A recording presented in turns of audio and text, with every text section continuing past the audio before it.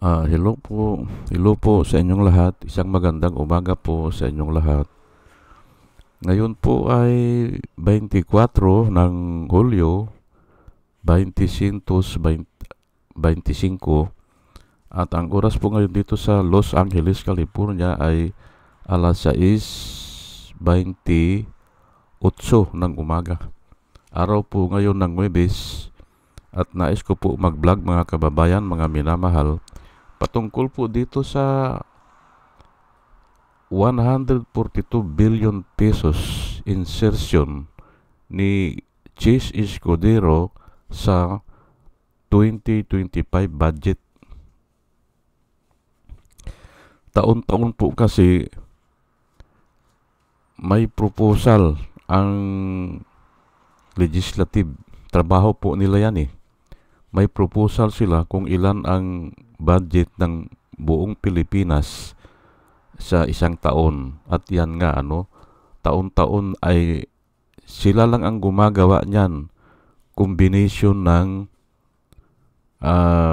lower house at saka upper house.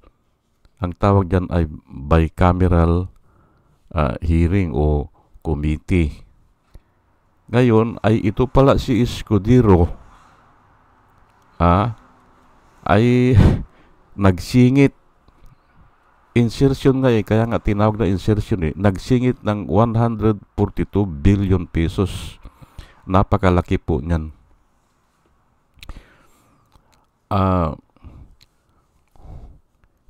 Ano bang insertion? Ang insertion po ay yung tapos na yung napag-usapan pero may isiningit pa na ibang budget. May isiningit na hindi napag-usapan o lihim na naisingit o kaya ang tawag dyan ay additional budget that was added without proper deliberation or maybe no clear indication where to use. Hindi maliwanag kung saan gagamitin. Example lang po may napakinggan ako, flood control daw sa Angus River. Ay mahaba po yung Angus River hindi ba? Ang isang river, dumadaan po yan ng maraming baryo. Ay saan dun? At saka ilang metro o ilang kilometro. O kung minsan ang isang river po o ang isang road project dumadaan po ng maraming bayan. Opo. Ay saan dun? Katulad dito po sa amin, dito yung Kapas Tarlac at saka Butulan Sambales Road. Bata pa ako, ginagawa na yan Ang dami na nga na project na dumaan dyan. Opo, pero aywan ko kung kailan matatapos yan. Ang dami nang nakapag-asawa dito sa amin na estranghero dahil nadistino dyan 2 taon, 3 taon nakapag-asawa na. May mga apo na nga Hindi pa natatapos yung project. Ganun po yan. Ito, kaya tinawag na insertion ay yun nga, isiningit na lang yung budget. Pero pinag-aralan ko yan dati kasi nagdi-discuss din ako nito sa sa dyaryo, doon sa comment section po. Sa comment section lang po doon sa Philippine Daily Inquirer noon. Ito kasi para hindi mahalata noon po hindi ko lang alam ito kung anong sitwasyon ngayon ito. Kasi nagsabi na po ang Malacanang hindi nila alam Hindi alam ni Bongbong Marcos At hindi lang yun, napakalaki po talaga niyan. Okay. Ang ginagawa po ng dati ay may mga project na parang hindi malinaw. Ngayon, tatanggalin nila yon at isisingit nila yung pet projects nila. Ganun po ang ginagawa. Halimbawa, 100 million, 50 million, ganun. Tatanggalin nila yung una at isisingit nila itong yung pet project nila ang tawag dyan eh. Pero hindi mahalata yan kasi nga ay halimbawa ang national budget ay 6 trillion. Ay hindi magagalaw yun. Ganun po ang ginagawa nila. Ay ngayon, hindi ko lang alam kung talagang ito ay isiningit ng idinagdag doon sa budget na napag-usapan o ang alam ng executive kaya pinirmahan na lang ni Marcos. Ganun siguro yan. Ngayon, ito po yung may annual budget po kasi ang Pilipinas. Ito po ang na-research ko 6.3 trillion ang national budget ng 2025. Ngayon kung ito ay kasama na yan, yung 142 billion is equivalent to 2.2% of the national budget. Hindi ko lang alam kung kung may kinaltas silang ibang project at isiningit ito. Kinaltas nila yung ibang project at isiningit ito. Ngayon, pero kahit ano pang sabihin nila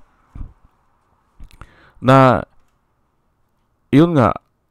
na ang nadidihado diyan kasi yung education at saka yung budget sa health, kinukuha nila yon at inilalagay nila dyan sa mga infrastructure project na yan na ang hirap naman inspeksyonin yan. Opo, ang hirap. Lalo na yung mga flood control na yan, mga dredging, hindi ba? O dinala lang yung backhoe doon o nilitrato, wala na aalis na o 6 months na naandun, wala naman natatrabaho. Ganun lang po yan babayaran na yun.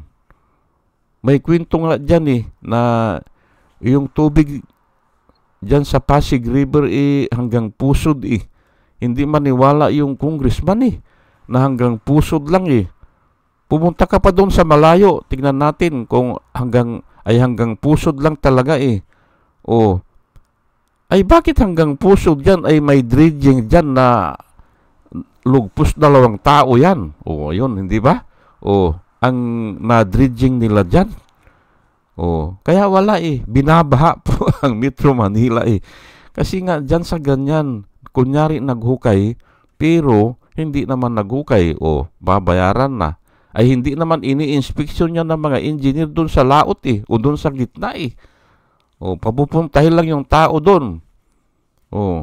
Ayun nga, na-check na tika muna, hindi ata hinukay yan kasi nga hanggang pusod lang hindi ba? Wala pa nga sa dibdib hanggang pusod lang ayan po kinikwento ko lang po sa inyo para may idea tayo For us, this is a very large amount and maybe the first of its kind. Ito lang po kasi sinusubaybayan ko po yung mga kwento dyan patungkol dyan at sinabi rin ni Tito Soto yan, mayroon naman talagang mga insertion pero hindi naman ganyang kalaki. 12 billion ang nakuha ni Joel Villanueva doon sa probinsya niya. Ay ano yun? Saan niya gagamitin yun, hindi ba? Ayan po, kaya hanggang ngayon tahimik sila. Pati ito si Escudero. Tahimik na tahimik patungkol dyan sa issue na yan. Kasi nga mahirap nilang ipaliwanag yan o mahirap nilang dipinsahan yan. Lalo na ngayon na ang mga tao ay alam na, hindi ba?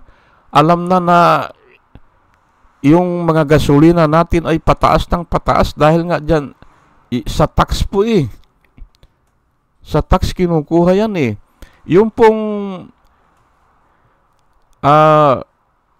value added tax, lahat po nagbabayad dyan.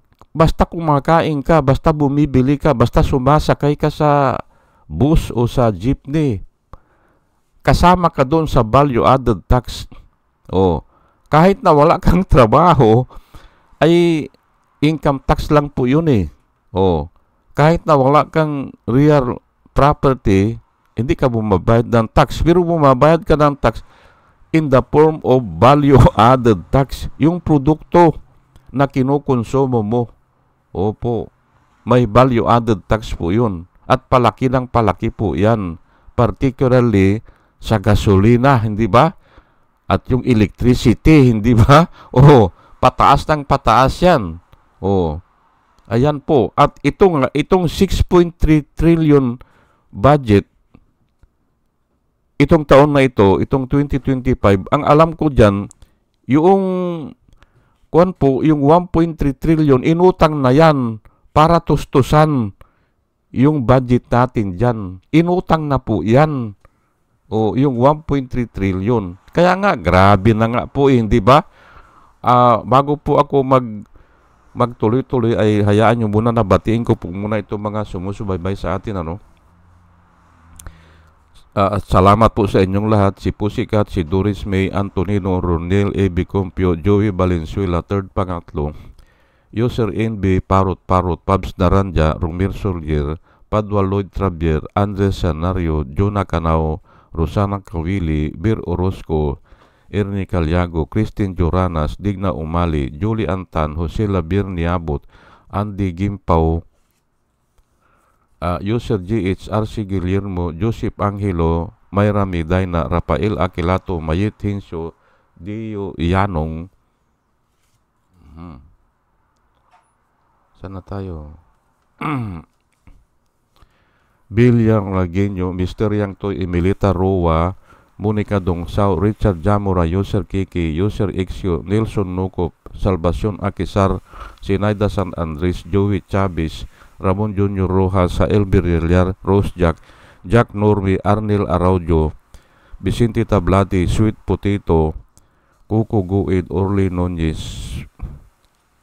Estilia Rumbano, Arian Mendoza, Nieves Olaveres, Aldin Impalmado, Malaya Mendoza, Rolando Dordas, Mir Cabrera, Rolando Oliver Mamon ng La Paz, Iloilo, Ana Maria Aldisimo, Eli Casli, Maria Rivera, Marudaan, Manuel Diwa, Arvin Silot, Bilako Amag, Chicken Farmers TV, Online Picolio, Trico Muobriak, Concepcion Barsi at saka si Bobby P.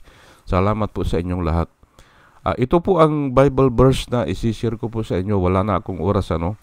Malilit na ako. Luke 6:33, do to others as you would have them do to you. Yan po ang maipapayo ko dito, lalo na dito kay Joel Villaniba, na nagbabasa naman ito ng Biblia eh. Sa ngayon na wala pa tayong naririnig sa kanila, o wala pang linaw ang mga balita, ito na lang muna, ano, do to others as you would have them do to you. Si Jesus Christ pa nagsalita nito, ano? At ito ay inulit pa na nai-record ni Matthew sa Matthew 7:12. So in everything, do to others what you would have them do to you. For this sums up the law and the prophets. Ito na kanya ang kabuuan ng batas natin. Do to others as you would have them do to you. Gawin mo sa kapwa mo ang gusto mong gawin nila sa iyo. Ayan po, hindi ba? Ay bakit naman ganyan ang gagawin mo? Deceit po yan eh. Yang ganyan na mag-i-insert kayo ng mga budget at ang matindi po dyan, napakalaki po niyan. Hindi mapapatawad po ng bayan yan. Kung 50 million lang yan o 100 million sa mga project, ay hindi po eh. 12 billion po eh. Saan niya ginastos yan? Philippians 2 verse 3.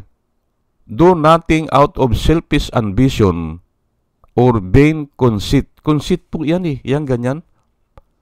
Itinatago, ayaw ipakita kasi nga kwan yan eh, panluloko po yan eh. Rather, in humility, value others above yourselves. Ayan po ang nakasulat, na sinulat ni Apostle Paul sa mga Philippians. do nothing out of selfish ambition or vain conceit. Conceit nga yan eh. Panluloko yan. Rather, in humility, value others above yourselves. Ayan po sige po at hanggang dito na lang po at malilit na ako at salamat po sa inyong pakikinig. Salamat po ng marami. Salamat po.